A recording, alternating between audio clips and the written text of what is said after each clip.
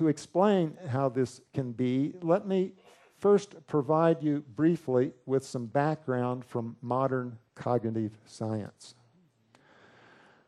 According to modern cognitive science, the mind involves various types of knowledge and mental processes. This knowledge and these processes can be studied by conducting careful experiments and testing precise theories about them. According to such theories, people have a system of component parts that process information during perception, thinking, judgment, and action. The parts of the human information processing system are connected together in a complex organization that has been analyzed and evaluated.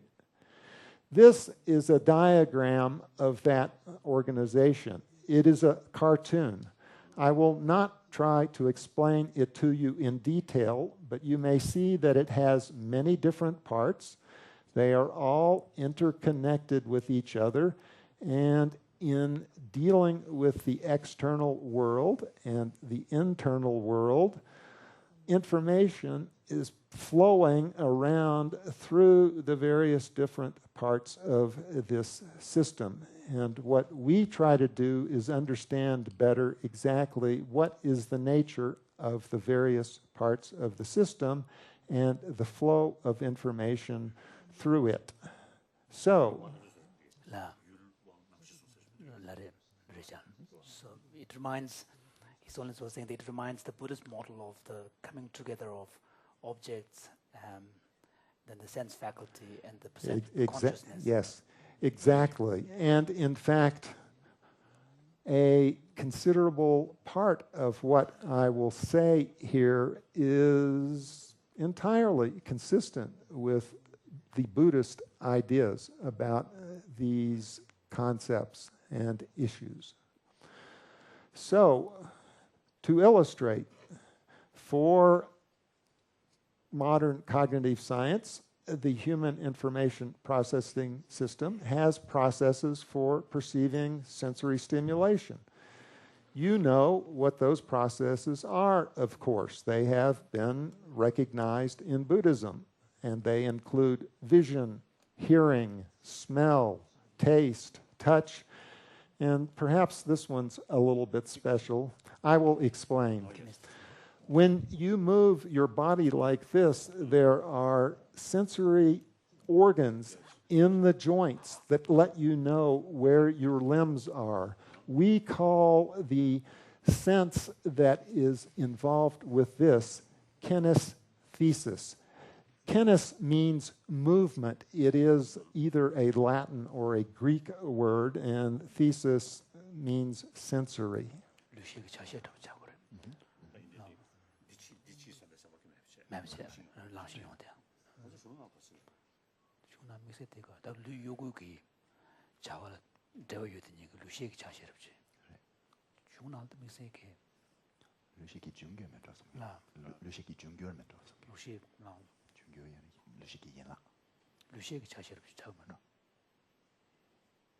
He's only just wondering whether there is any exact parallel in the Buddhist model.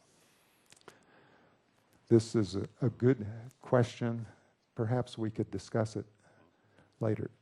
Meanwhile, there are also processes for moving parts of the body, head, eyes, arms, hands, and so forth. Processes for feeling emotions, joy, sadness, fear, and so forth. Processes for storing, preserving, and recalling various types of knowledge. In cognitive science, we draw a distinction between different types of memory. One important type of memory, about which you will hear more during the week, is called short-term or working memory. This kind of memory and information used by it typically will last about 30 seconds unless you rehearse it to yourself. And this type of memory has relatively small capacity. It is, for example, used when you try to remember a telephone number or when you try to remember in solving an arithmetic problem. In addition, of course, we have long-term memory. Its duration is years, a lifetime. You remember what your house was like where you were born. Its capacity is enormous, essentially infinite. And you use it for things like remembering what you did in Ann Arbor a year ago when you gave your teachings for Julhart and Gelek Rinpoche. Now, long-term memory contains various kinds of knowledge. One type of knowledge we call declarative knowledge. This is about facts, past episodes, meanings of words, laws of nature. Like if I let go of this control, it will hit the ground.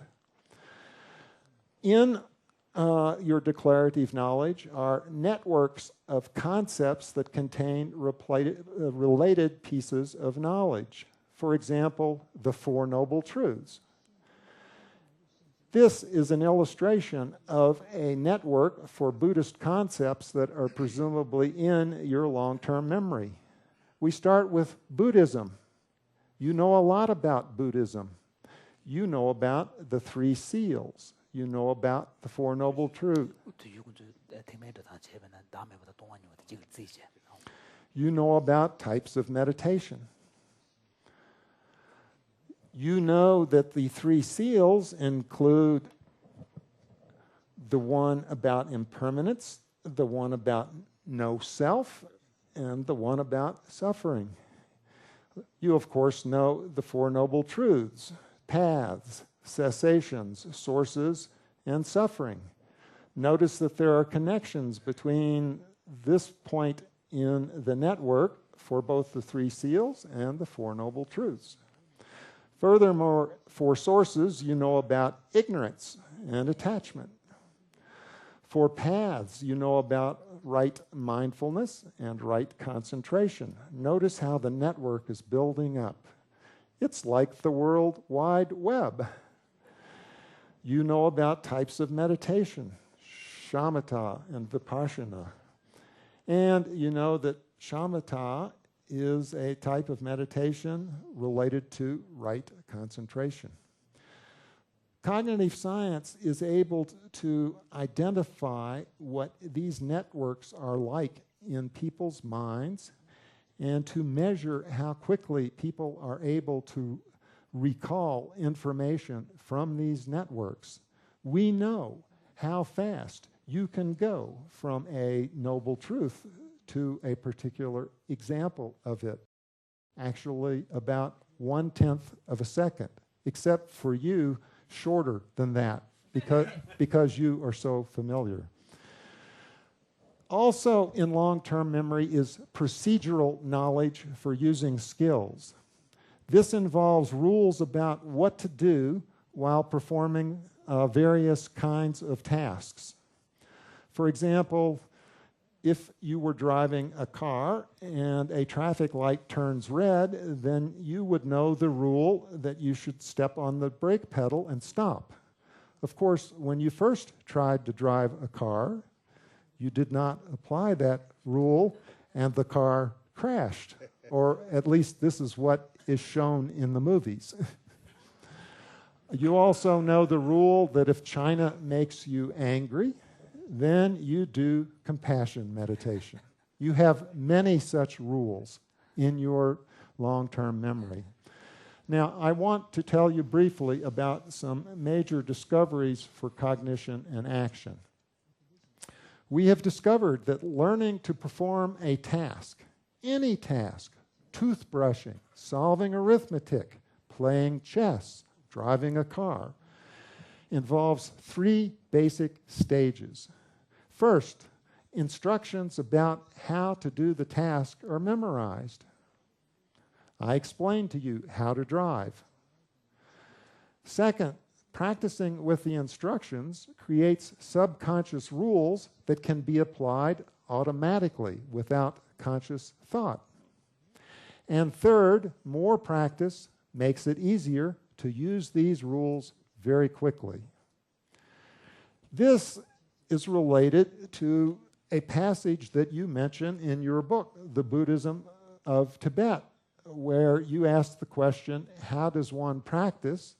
And you quote Dram, who answered, cause your mind to become the practices.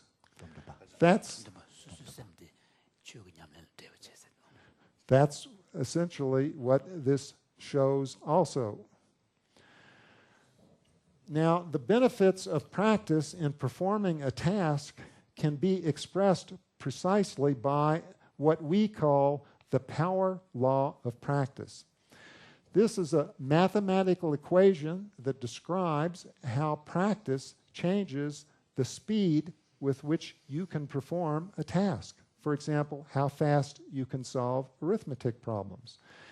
What's interesting about the power law of practice is if you look at the speed of performance versus the amount of practice that people have, the more practice they have, the less time that they take to complete the task. And this relationship follows an equation that is very much like what would be found in the laws of physics. So just like physics has very precise data, notice also that cognitive science can have precise data as well. These points fit that curve just as well as ones that physicists have shown you in the past. We do not envy physicists. We feel that we are strong scientists too. So, let me now talk about scientific... David is also saying that's maybe there's a reason why sometimes they call it a soft science. The physicists. No longer. We are hard science. Harder than physics because we know what we are talking about, whereas they do not.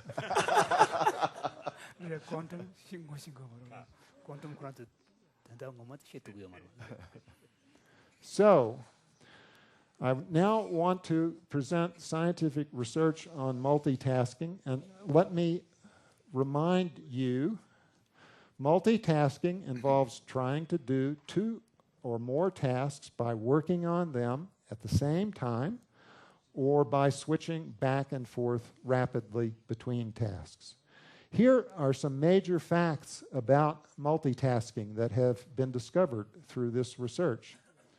First of all, multitasking can be studied in the laboratory. We do this by measuring response speed, accuracy, and brain activity. Let me demonstrate. Alan, I would like you to be a participant. Are you able to count from 1 to 10? Yes. When I say, you're not like the individual in the song. Can you count to 10 or to 1 without thinking twice? No. I want you to count from 1 to 10 as fast as you can when I say go. Are you ready? Yes. Go. 1, 2, 3, 4, 5, 6, 7, 8, 9, 10. He took about 2 seconds to do this. Now, do you know your ABCs, the alphabet? More or less. When I say go, I want you to say your ABCs from A through J as fast as you can. Ready, set, go. A, B, C, D, E, F, G, H, I, J. Excellent. Now, that was the braking motion. here, So how about saying it backwards?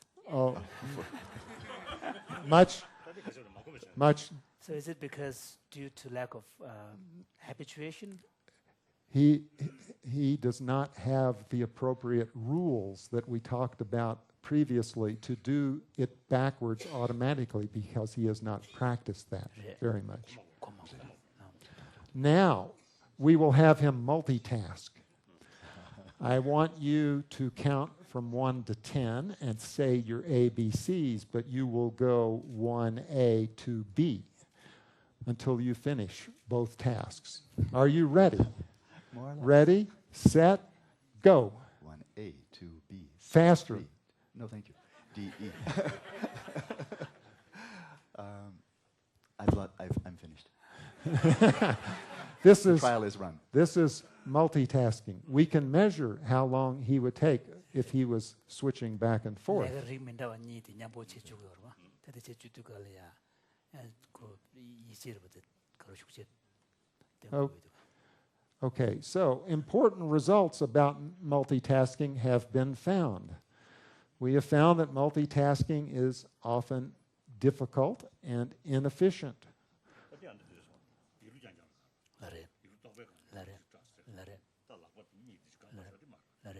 But I mean, here the examples. The example you've given to Alan has all to do with the level of thinking. But there might be, a lot of other activities where different perceptual processes are operating at the same time. Yes. Like your arms doing Yes. something. Yes. That's easier. Yes, we will talk about that, actually.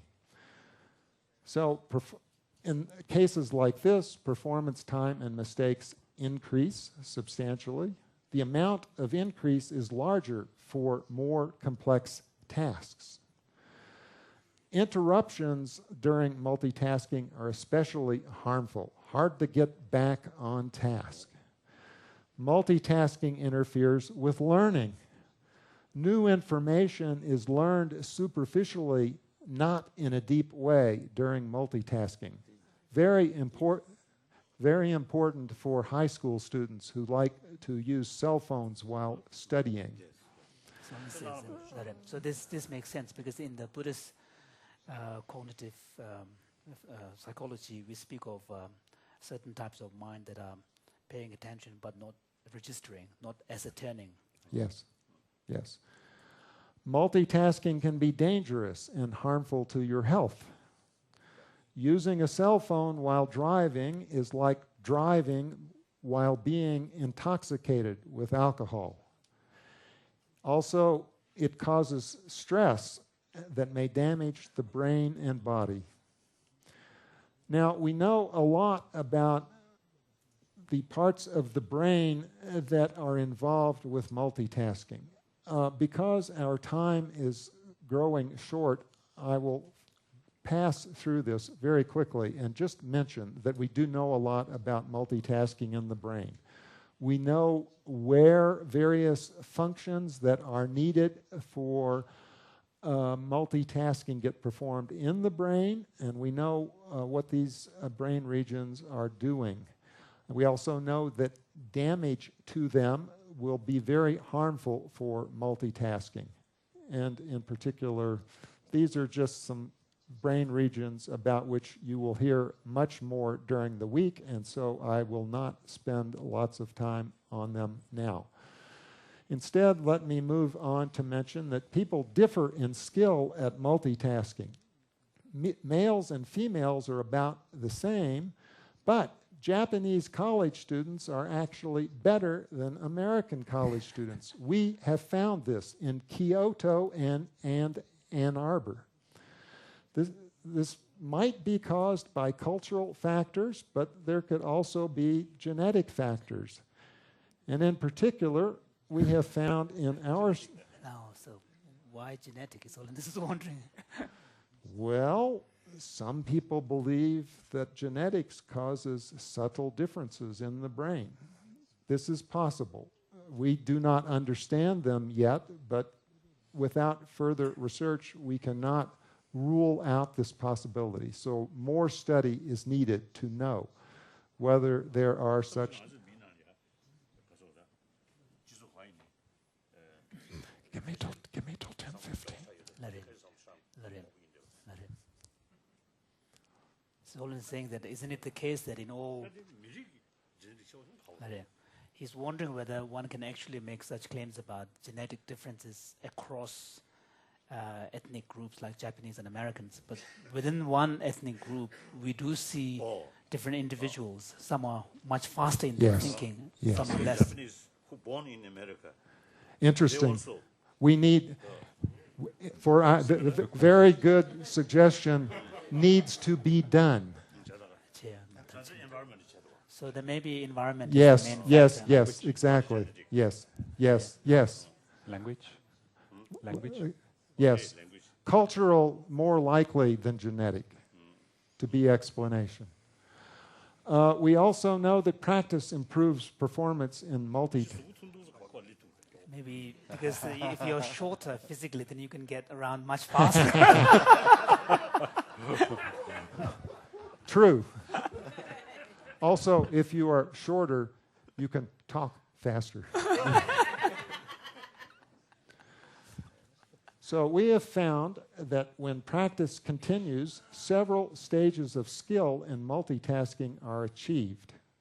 People get progressively better in doing 2 or more tasks almost at the same time. It is possible to become essentially perfect in doing 2 tasks at the same time. And this is a graph that shows extra time taken in multitasking as you change the amount of practice that you have had. And you see there is a lot of extra time taken for multitasking after little practice, but by 5 sessions of extensive practice, this extra time has decreased. Yeah, that makes sense. Yeah. So it is possible, as you were suggesting before, to become very good at multitasking for certain kinds of tasks. So what? How is this related to meditation and contemplative practice? That's what we really care about. So I will describe an application to meditation and contemplative practice of ideas from research on multitasking. Meditation involves bringing things into conscious awareness for careful contemplation in order to develop right view and to perform right action. Research on multitasking is especially relevant because meditation is a kind of multitasking that relies greatly on mental control. Good mental control is the key to successful meditation. Mental control.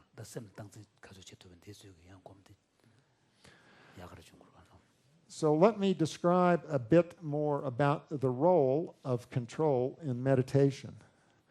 Control is the ability to guide physical and mental processes for achieving desired goals. Mental control guides the mind like a driver steers an automobile. Mental control enables us to stay on course while contemplating chosen objects of concentration and thinking about their true meaning. Whoop. It's like what the Buddha said in the Dhammapada. Our life is shaped by our mind. We become what we think.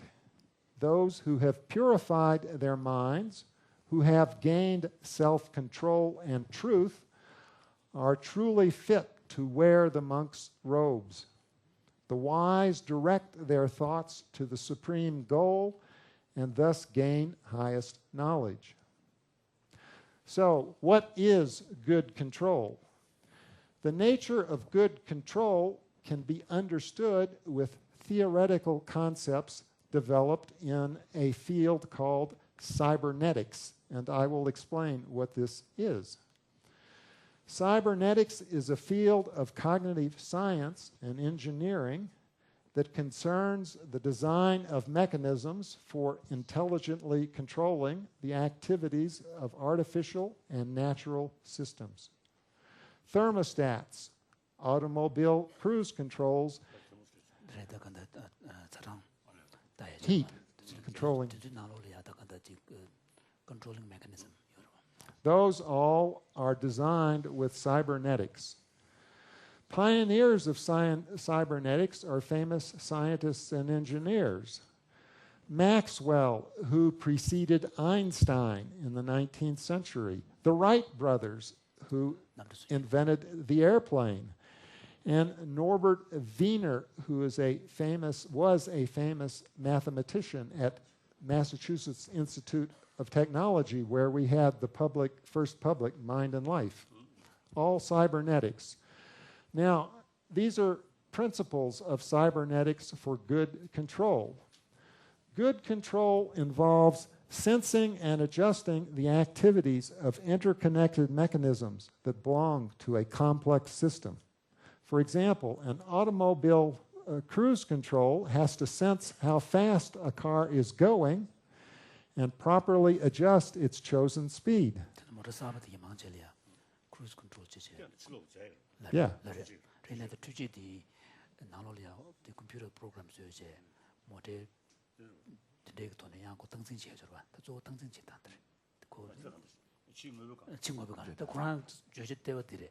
dig mechanism control mechanism jikshi ne du shi orba dig to ne ani kom jabe ka ya sim ke tang chi dang mechanism kari ma yin to ya ko cha to ege tapshi yores his holiness is wondering how effective the application would be from the cybernetics.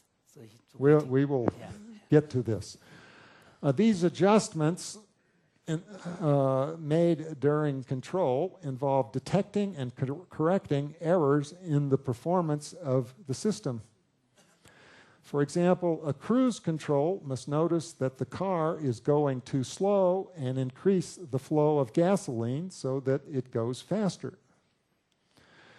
The control process uses feedback about the system's performance to repeatedly correct errors.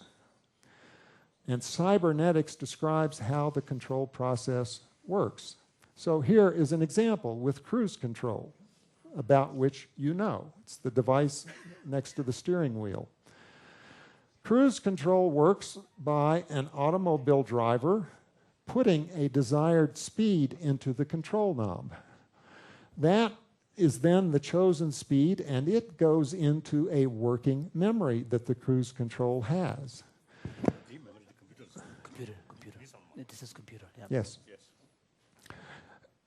This chosen speed then becomes the goal for the system. Also, the system knows what the current speed is. These two things, the speed that is the goal and the speed that is the current speed, go into a device called a comparator that decides whether or not they are the same. If they were the same, everybody would be happy. But if they are different, then the cruise control must make an adjustment. It detects the error in the speed, the difference between these two, sends that to a controller that controls the amount of gasoline going to the engine. The flow of fuel changes. The car engine changes speed. And the corrected speed goes back to working memory. And this goes around and around and around. And this is how cybernetics and cruise control works. The implications of these principles are that good control involves interactions between mechanisms within a complex system of parts. For example, the knob, the working memory, the comparator, the fuel pump, and so forth. Bad control may occur because of failures in any of these mechanisms and the signals that they transmit. This explains why various types of meditation are initially rather difficult, and I will show you how so in just a minute. For example, consider shamatha breath meditation and analytic meditation. The explanation is also going to show how meditation is a kind of multitasking. So let's consider shamatha breath meditation. Now you know what shamatha breath meditation is. You have done tens of thousands of hours of it. Here are some instructions about what that involves, taken from a book by Allen. I will not give you the instructions because you don't need them. But a cybernetic analysis of breath meditation shows that it involves a complicated series of steps. First, you have to interpret the verbal instructions. You have to relax. You have to start your breathing. Then you have to attend to your breath sensations. You have to memorize what those sensations feel like. You have to maintain your current focus of attention. You have to check your breathing. You have to form an impression of what your breathing is now like. You have to compare your current breathing with your impressions from the previous breathing. You have to decide whether or not they match, they are the same. If they are, then you keep doing what you already were. If they do not match, then you have to restart your breathing so that it is proper once again. This whole series of steps is the same as with other cases of cybernetics like cruise control. Conclusion: meditation is multitasking. Why? Because task 1 is preparing with the instructions. Task 2 is being mindful in this part of the meditation process. And task 3 is introspection, checking to see that mindfulness is working properly. 1, 2, 3. What about analytical meditation? Well, my hypothesis is that analytical meditation is like solving a jigsaw puzzle. Do you know what a jigsaw puzzle is? Well, you not only know what one is, but you now own one. And there is your own personal jigsaw puzzle, which you may try to work after our meeting is over. Okay? Thank you. You're very welcome. Meanwhile, David? let's move on with analytical meditation, like solving a jigsaw puzzle. This is a cybernetic analysis for it. You have to choose your topic for contemplation. You have to recall pieces of knowledge from long-term memory about your topic, like meditating on the nature of emptiness. You have to fit pieces of knowledge that you recall from memory into a mental puzzle. You have to notice gaps that are present in the puzzle, places where pieces are missing. You have to ask questions to yourself to help fill the open gaps in the puzzle. For example, what is the relationship between form and emptiness? You have to wait for an answer to come to mind from memory after you ask this question. You have to check your breathing along the way. You have to examine the answer after it comes to mind. You have to see whether or not the answer that you came up with fills the gap. You have to decide whether it does fill the gap or not. If the answer is yes, you put the answer into your puzzle and you go looking for other gaps. If it does not, then you have to find a gap again and start all over. Round and around she goes, just like before. Task 1, preparation. Task 2, mindfulness. Task 3, introspection. More, multitasking.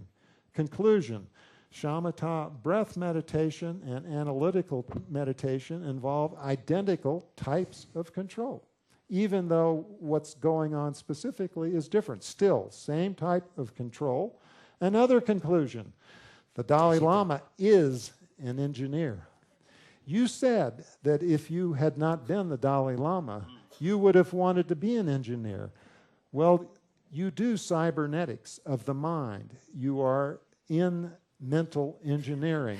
So you do not have to come back again in another life to be an engineer. You already are one. We're running out of time. I need to go more quickly because Diego is going to pull my ear in a few minutes. Let me just mention briefly some additional important facts. This analysis can explain why it takes so long to become very good at meditation. It suggests that having a rich mixture of meditation methods will be especially good, and we can actually suggest what that mixture should involve. It explains why people differ in how well they can learn meditation, because they have various preferred styles of multitasking. It can also explain mind wandering, which has been called monkey mind. We have a whole analysis of why monkey mind happens. I will not go through this explanation, but it does involve multitasking. And if somebody wants to hear it later, we can come back. We do have connections with Buddhist theory. For example, you have written an entire commentary on Kamalashila's 10 stages of shamatha meditation practice. Our results about skill acquisition in multitasking are consistent with this analysis. What 10 stages? Our research also supports the proposal that there is a stream of mind moments that passes very quickly during thinking and practice and performance. However, you may find this to be interesting. Our research suggests that the mind moments are considerably longer than what has been proposed hypothetically by Buddhist philosophers and scholars.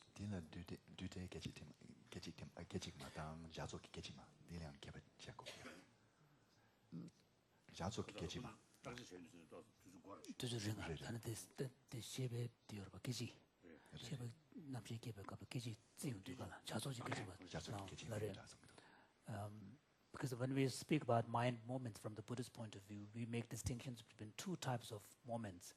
One is called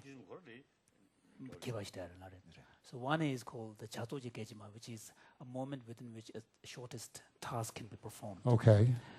So that is quite gross. And then the other one is called the minutest points in time. So again, for which there are different, opinions among the Buddhist positions. Well, so which it one might be worth to? discussing these various ideas, because we may be able to learn more from the Buddhists about their analysis for the timing of this whole business. Meanwhile, and that is the conclusion you see here, further collaboration between Buddhist meditators, contemplative scholars, and cognitive scientists may be interesting. There are considerable prospects for collaboration in first-person and third-person research, such as you, Francisco, and the old ones of Mind and Life have become very interested in. There is good news about possible collaborations. The stability and vividness of attention in skilled meditators may allow various unique kinds of studies. Expertise in meditation provides access to subtle levels of the mind. And there are many interesting questions for future investigation, such as, how long do mind moments last in skilled meditators? Are skilled meditators aware of rapid perceptual and memory processes? Does meditation improve people's ability to do multitasking? Does the time taken to master successive stages of skill in shamatha meditation obey the power law of practice, about which I told you previously, the little physics-like equation? What is the ideal amount of time to practice meditation per day? What is the ideal mixture of practices for becoming skilled at meditation? Are the higher states of consciousness realized by Tibetan Buddhism and other contemplative traditions like Theravada the same? How are states like shamatha and the four jhanas related to each other? Bunches of questions.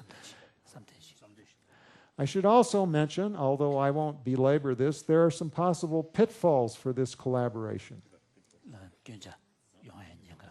Bad news for possible collaborations if one is not careful. Now, because we're running out of time and we don't want to emphasize the bad news quite yet, I'll just show you that there is some. And I will close. We can discuss the difficult questions later. I want to mention a few other difficult questions that get raised because of this cybernetic. So, but we will touch upon those later. If you wish. The bad If you wish, we may touch on bad news. Oh yeah, that's very important. Yes, I agree. Otherwise, I would not have mentioned the bad news.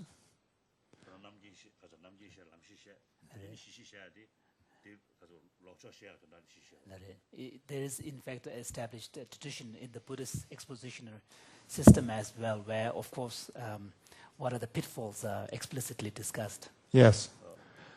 I would like to close with a few more difficult questions. This is speculation. You may enjoy it. Please take it with appropriate intent from me. Is an automobile cruise control conscious?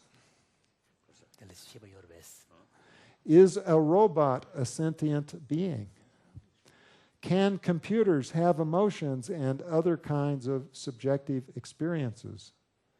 Are the internet and World Wide Web aware of what is happening on Earth and in the universe? And let me explain this one. Might the Gaia hypothesis be correct? The Gaia hypothesis, this is the notion that the entire planet is conscious and is a conscious being. Would the Buddha care about all of this? If so, then how should we be treating computers, robots, the internet, and our Mother Earth? Should it be discussed in a new book by His Holiness called More Ethics for the New Millennium? Thank you. Thank you very much, David.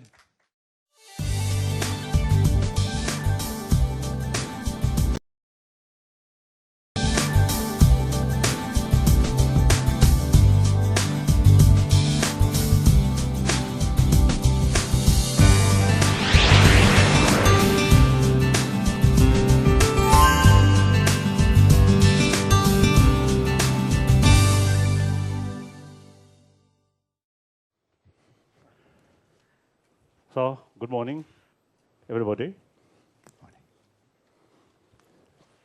Oh, Pandey. Oh, this is it.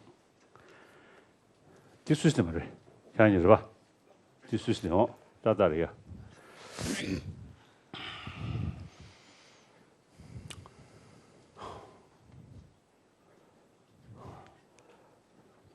Now, indeed, firstly, I want to express my greetings to our, firstly, to our long-time friend. And this is something, reunion. I believe, I think last more than 20 years, our small group, I think, out of our serious discussion, at least I think we made some contribution. Firstly, for our knowledge about reality, external matters, particles, and our inner world, particularly most sensitive inner world, that is emotion. I think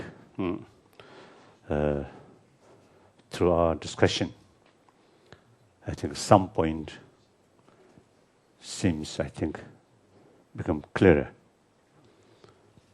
And through that way, I think our discussion also brought some, I think, the impact way. I don't know, impact, or I don't know. Effect. Those people who usually not much serious about our inner world. I think our discussion brought some Recognition of interest. bring some interest. People who normally not much concerned about our inner world. Not necessarily as a religious matter, but simply we are living being with mind, with consciousness, with experience, emotion. So naturally we cannot neglect these things. We want happiness. Happiness is kind of mind. So the very meaning, the very fact of joyfulness is emotional, mind. Mental state. So we must know better awareness about that. So I want to express my deep appreciation to our long-time participant, and I must express my deep appreciation and kindness. Francisco Varela, and then also Livingston. Bob Livingston. Bob Livingston.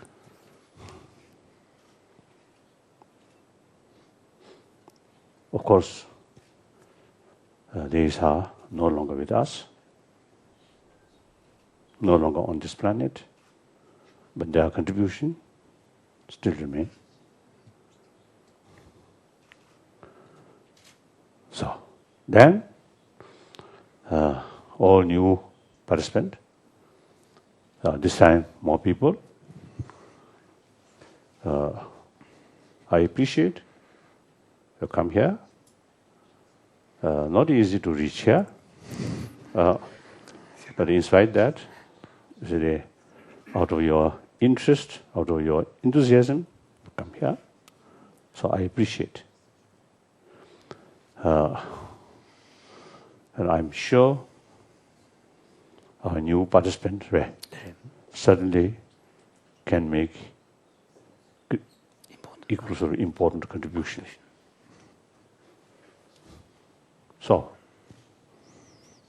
then, what else I should say?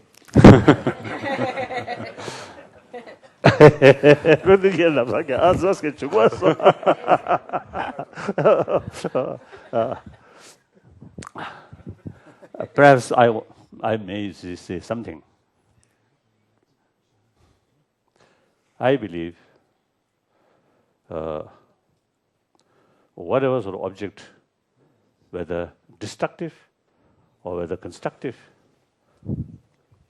whether destructive or constructive,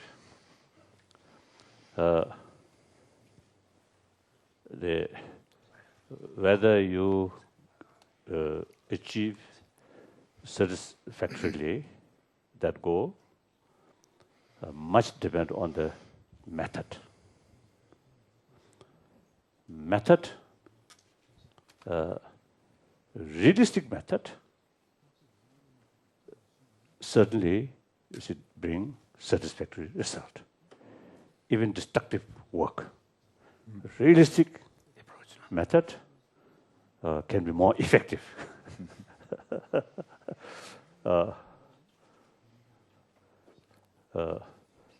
Then, now in order to carry a realistic method,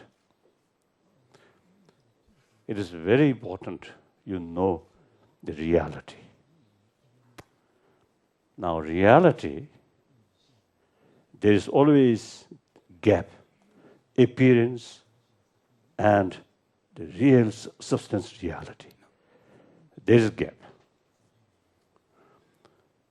I think animal, I think their method in order to achieve their goal, much based on just appearances.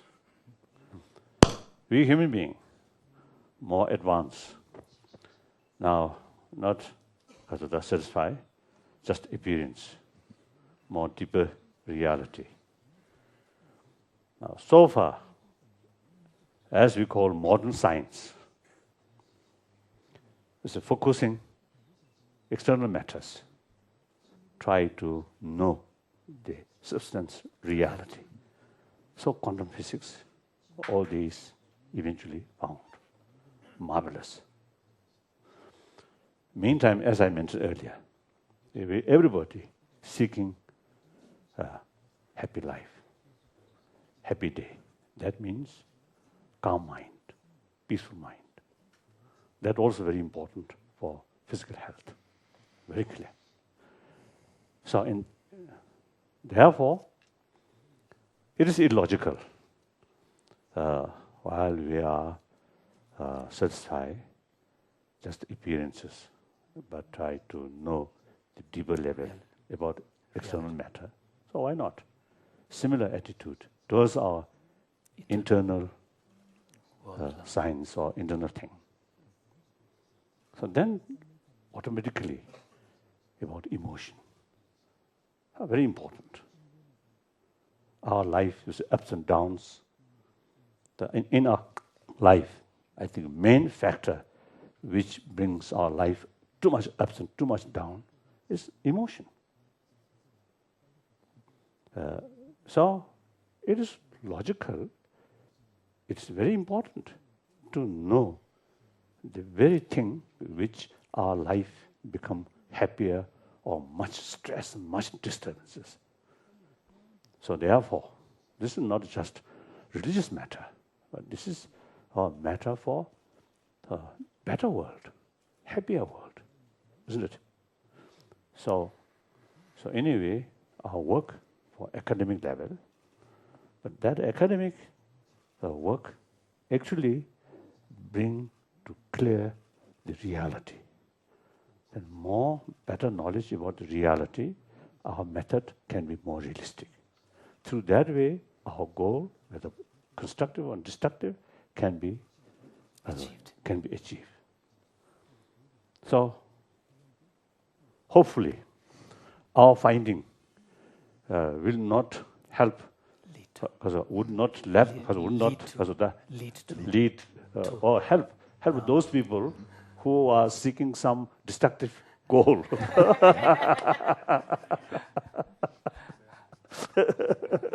Some people who want to manipulate others' mind, that better knowledge about mind, about emotion, then they may use these in order to destroy the other. So that's all. English. On a brief. No, I'll just give a very brief summary. His Holiness was explaining to the Tibetans that it's been now 22 years since this series of dialogues began, and at the initial stage, among the Tibetans, and particularly among the monastic members, there was quite a high level of skepticism about the whole value of this kind of dialogue.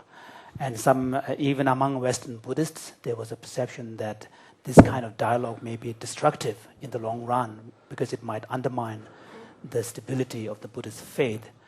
Regardless of these kind of attitudes, His Holiness said that he had been very convinced of the value of this kind of dialogue and pursued, and over the years it has become very evident that in fact there is a real value.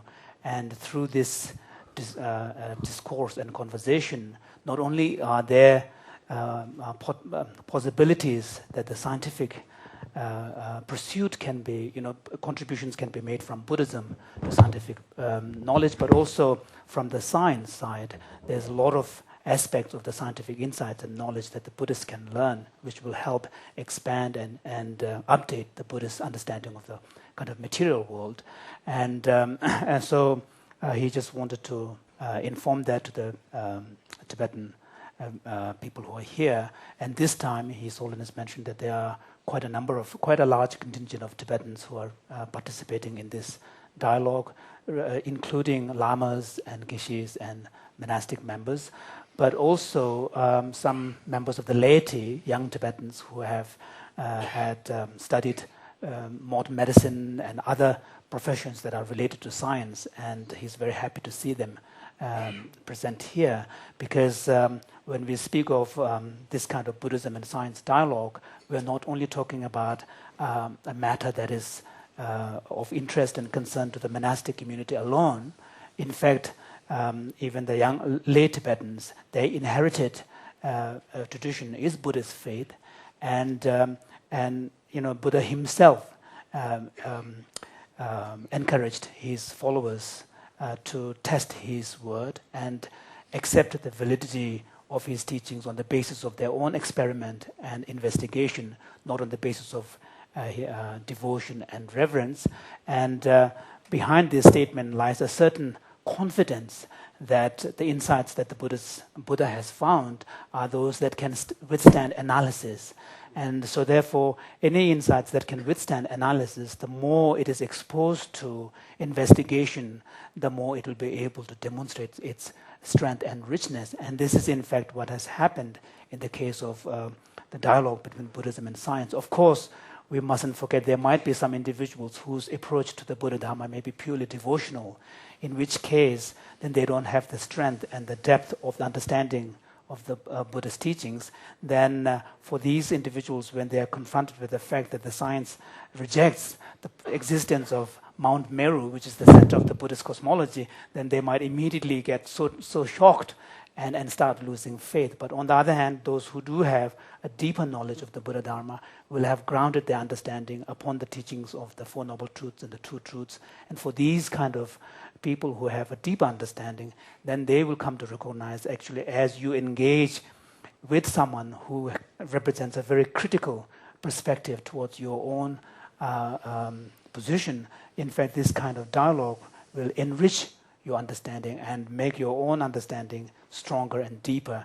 So this is something that I wanted to share. And although in our explicit aim of this kind of dialogue is to help expand the wider body of human knowledge so that we have a better understanding of reality, including the mental world, but ultimately the goal of that, particularly from the Buddhist point of view, is to help promote towards elevation of suffering and happiness of the world. And so through expansion of knowledge, we will be able to contribute towards that. And that's ultimately the ethical motive behind our endeavor. So that's all. Thank you. Now I'm acting like student. A student.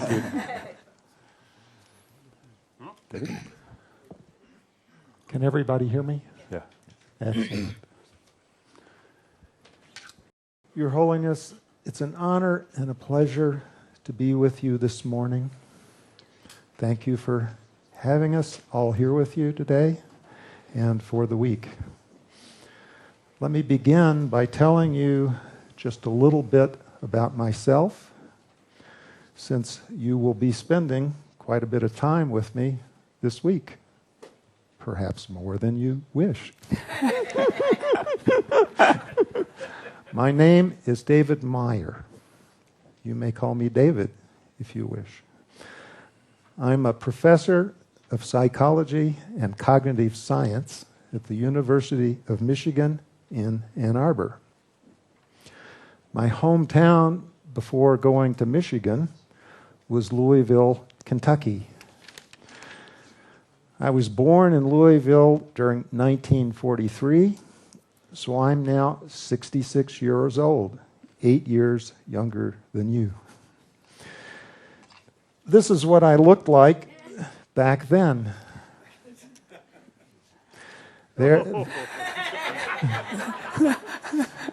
Those are my mother and my father. This is what I looked like when I was in high school at the time when you escaped from Tibet to India. I was 16, you were 24. I know that you're somewhat familiar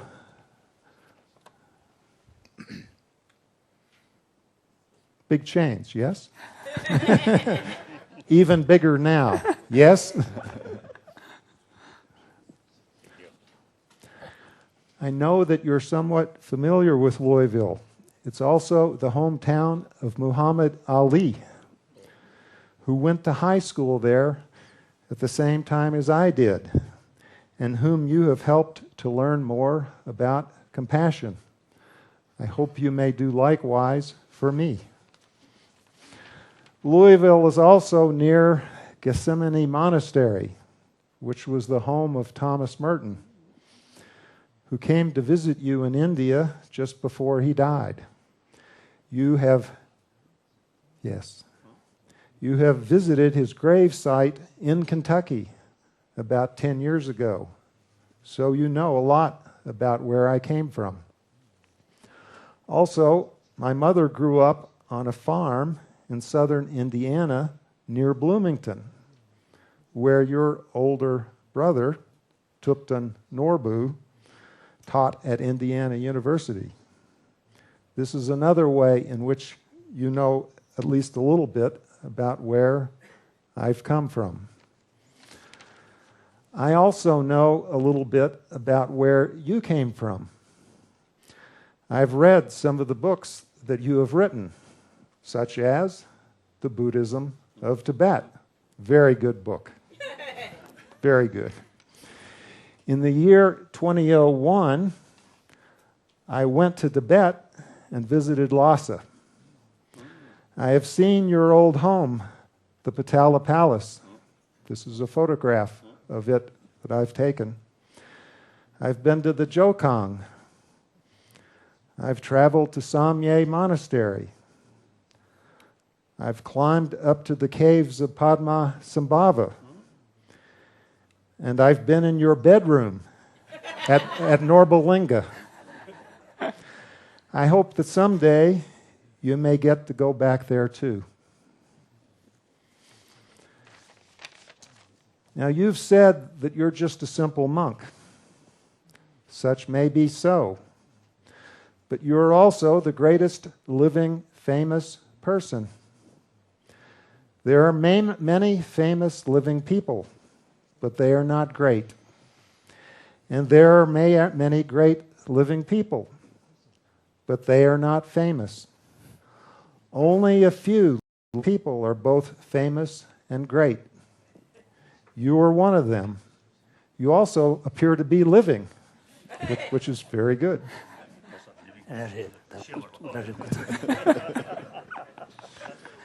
You have done more to help humanity during my lifetime than anyone else I know. So it's a unique privilege to be here with you today. I am just a simple professor.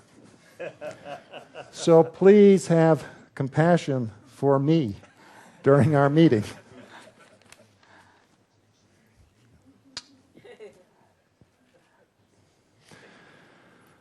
So, what I want to do at first is to describe for you and others in the audience a bit more about the topics for our meeting of this week.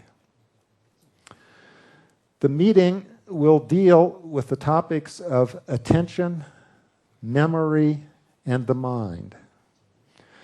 So just to make sure that everyone knows what we will be talking about, I will give a few brief, non-technical definitions about what I think these words mean.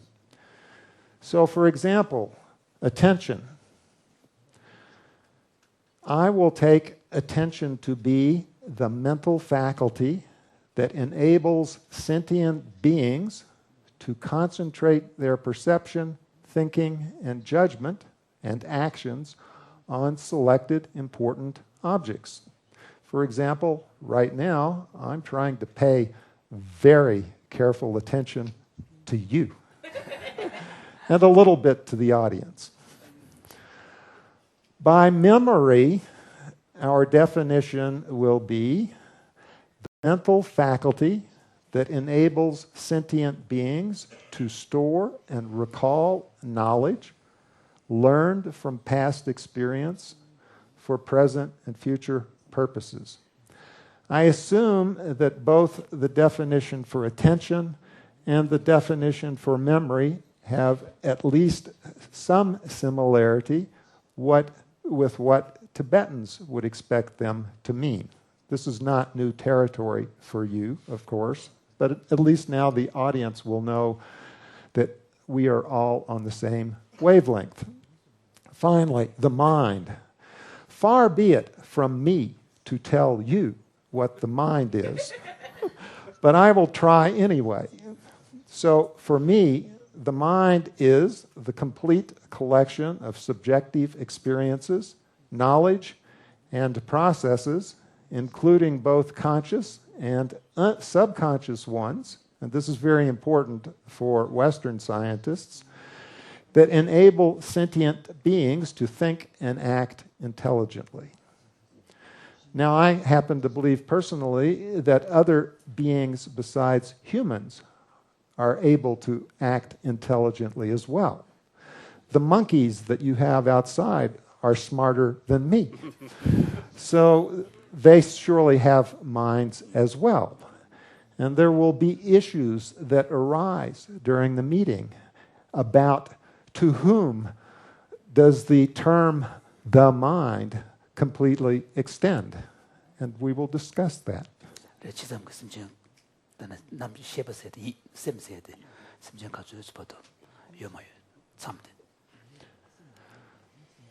Now, attention and memory and the mind are important because, as you already mentioned today, all sentient beings would like to suffer less and be happier.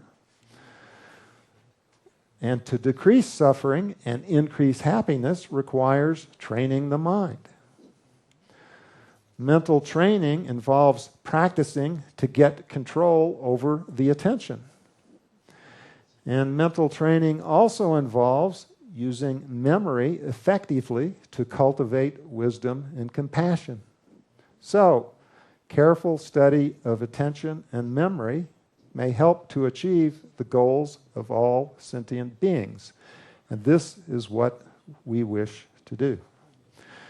Now, for the meeting, we have a structure, and I call the...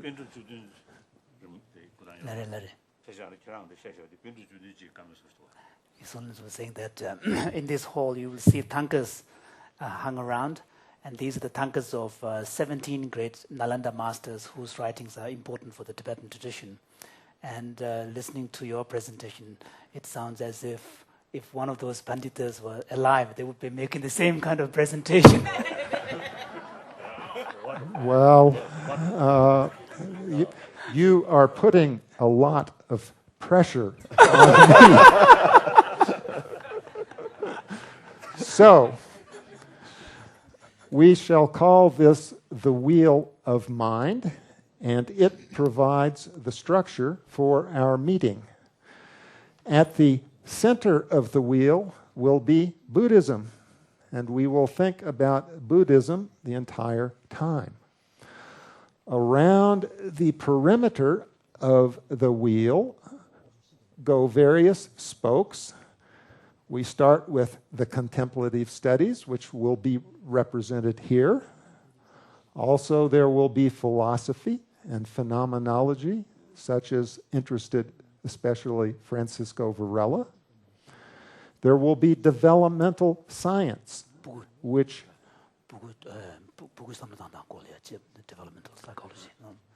Children, young adults, old adults like you and me. This will be connected to neuroscience, the science of emotion, which we call affective science, and cognitive science. So in the circle here are individuals whom you have now met that represent each of these points on the wheel, including the center. And specifically, the center is represented by you.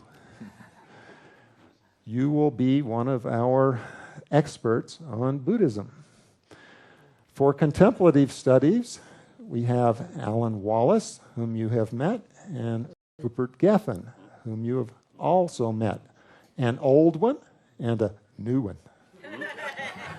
Another new one who will represent philosophy and phenomenology is Sean Gallagher, back there. Representing developmental science and also, to a certain extent, neuroscience are Adele Diamond, there. And in the far corner on your left is Amishi Jha. For neuroscience, Buddhism, affective science, developmental science, cognitive science, and we will see about philosophy and contemplative studies, is Clifford Sarin, another old one. For affective science and neuroscience, we have another new one, Liz Phelps. And finally, up in the left corner for cognitive science, we have Anne Treisman sitting there, and me when I was much younger. So these are the individuals with whom you will be interacting this week. The goals for our meeting, we actually have many of them. I will try to mention them briefly. The first goal, which is the one for why Mind and Life was established in the first place, is to cultivate productive dialogue between Buddhism and science. Our second goal, equally and even more important, is to relieve suffering and increase happiness. Everybody agrees about this. Thirdly, we would like to improve our understanding of the attention, memory, and mental control for training the mind. We want to explore links between attention, memory, emotion, and compassion and try to understand better how they are connected to each other. We want to advance contemplative practice by thinking about developing new types of meditation methods. And we would like to design future research of interest to both science and Buddhism. We would hopefully come from this meeting with ideas for new exploration, such as has taken place during the past 20 years through your collaboration with Mind and Life. Now, these suggestions are primarily for the audience, to help them understand the speakers, including both me and later ones. Please look at the pictures and graphs, but do not try to read all text on slides, because, at least for me, that is sort of what I'm doing. And if you just listen to me talk, you will be fine. Listen to presentations and dialogue. If we are talking too fast, please ask us to go more slowly. So, my presentation for today is entitled Multitasking, Meditation, and Contemplative Practice. I need to define some of these words for you. For me, task is a word that means a piece of physical or mental work that is done by using a specific procedure in order to achieve a desired goal. For example, brushing your teeth is a task. It has a goal. This is to get your teeth clean, and you have a procedure for this. You use a toothbrush, toothpaste, and away you go. Solving an arithmetic problem is another kind of task. There are many, many tasks. Multitasking is a word that concerns trying to do two or more tasks by working on them at the same time, which we call simultaneous multitasking, or by switching back and forth between tasks, which we call sequential multitasking.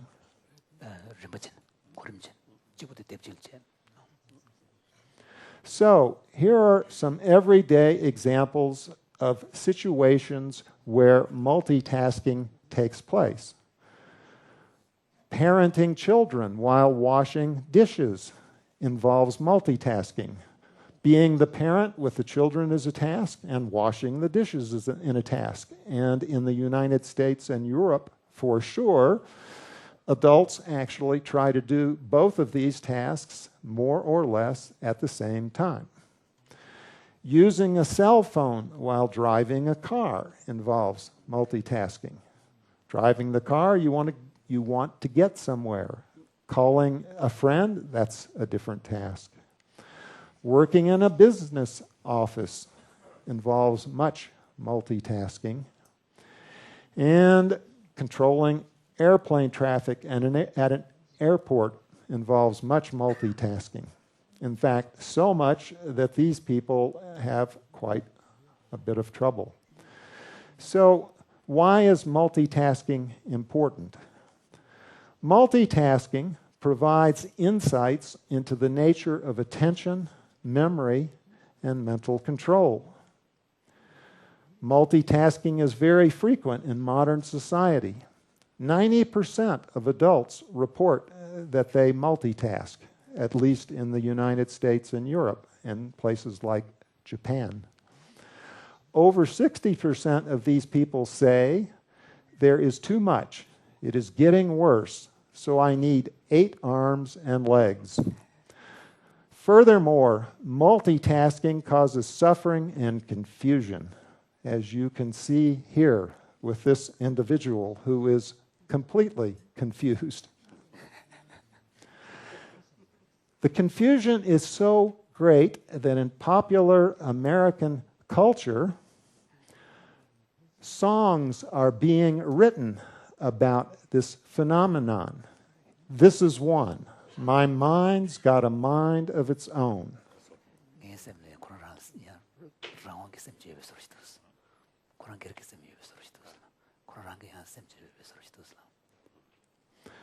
My mind has a mind of its own. It takes me out walking when I'd rather stay at home. It takes me out to parties when I'd rather be alone. Oh, my mind's got a mind of its own. I've been doing things I thought I never would do.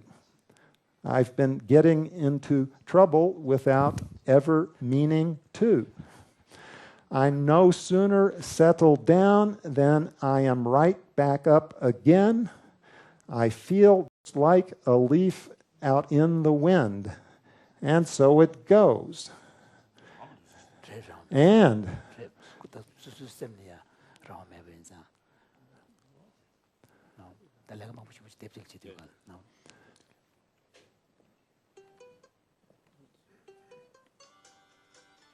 this is the song.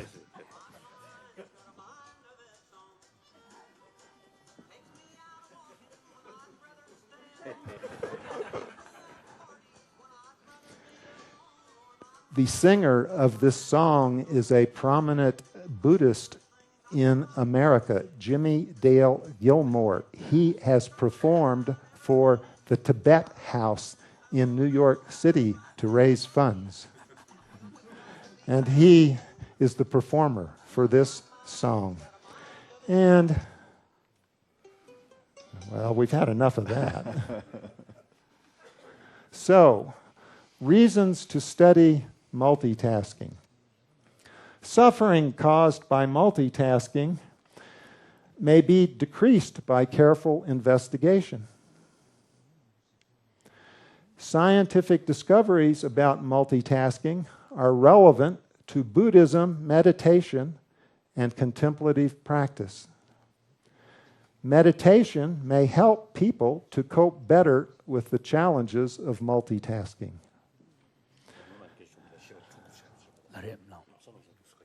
No.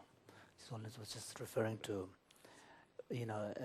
sometime in the past we had discussions about how some individuals are able to switch from one to another very easily without getting stuck. Yes. We will discuss that further. Now, because time is short and I want to make sure you know what my conclusions will be, because they will provide later discussion, I will tell you some conclusions now. And then I will present further material to help support them.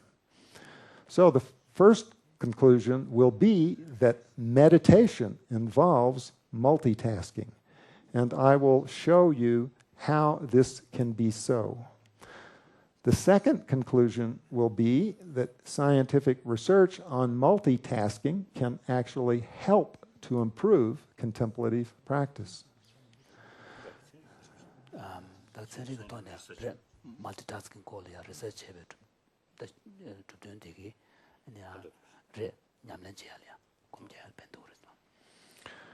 A third conclusion will be that right mindfulness and right concentration can be understood on the basis of scientific theories about multitasking. Right mindfulness right mindfulness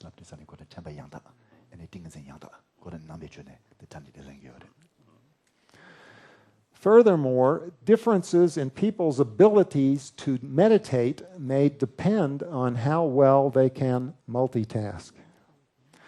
Here are a few more major conclusions. Data on multitasking suggests that mixing meditation methods in certain special ways during practice may be especially beneficial. Also, data on multitasking provides tests of Buddhist theory from the Abhidhamma. And multitasking is crucial for collaborations between first-person and third-person research. So, how can this